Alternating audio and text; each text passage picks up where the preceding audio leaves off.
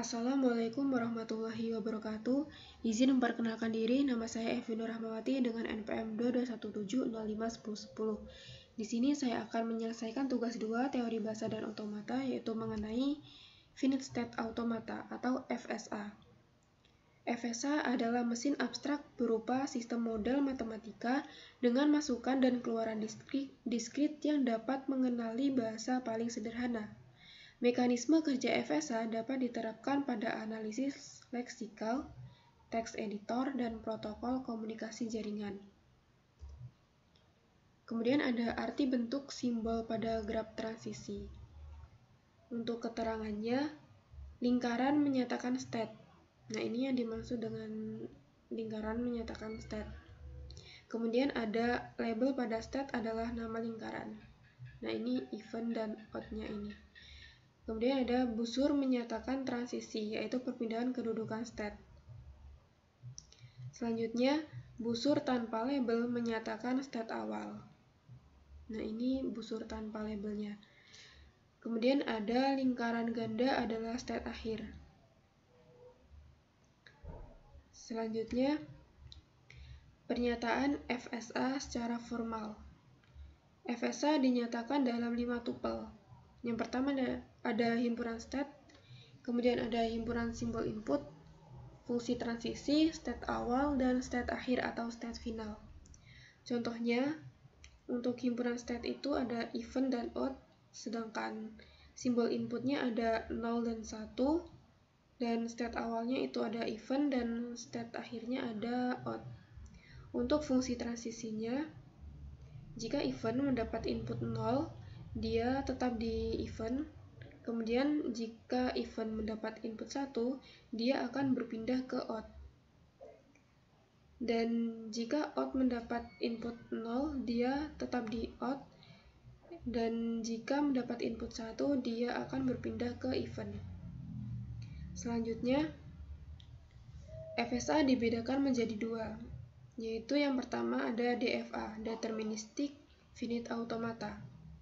Dari suatu state ada tepat satu state berikutnya untuk setiap masukan yang diterima. Kemudian yang kedua ada NFA, Non-Deterministic Finite Automata. Untuk setiap state tidak selalu tepat ada satu state berikutnya untuk setiap masukan yang diterima. Dari suatu state bisa terdapat 0, 1, atau lebih busur keluar masukan yang sama. Selanjutnya ada contoh DFA. Untuk konfigurasi DFA secara formal adalah himpunan state-nya itu ada Q0, Q1, dan Q2, dan simbol inputnya ada A dan B, state awalnya Q0 dan state akhirnya Q2. Untuk fungsi-fungsi transisinya, jika Q0 mendapat input A, dia tetap di Q0, sedangkan jika mendapat input B, dia akan berpindah ke Q1. Untuk Q1, jika mendapat input A, dia tetap di Q1, dan jika mendapat input B, dia akan berpindah ke Q2.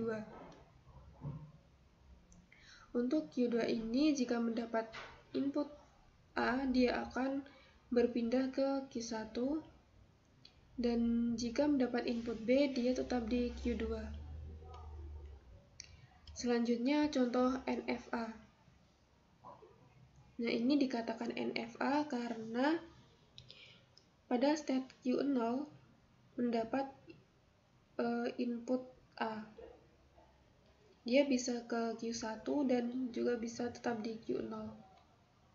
Untuk konfigurasi NFA secara formal adalah himpunan state-nya itu ada Q0 dan Q1, simbol inputnya A dan B, state awalnya ada Q0 dan state akhirnya ada Q1.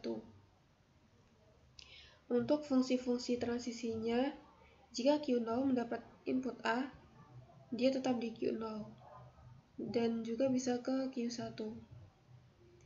Dan jika Q0 mendapat input B, dia berpindah ke Q1. Untuk Q1, jika mendapat input A, dia tetap di Q1, dan jika mendapat input B, dia tetap di Q1.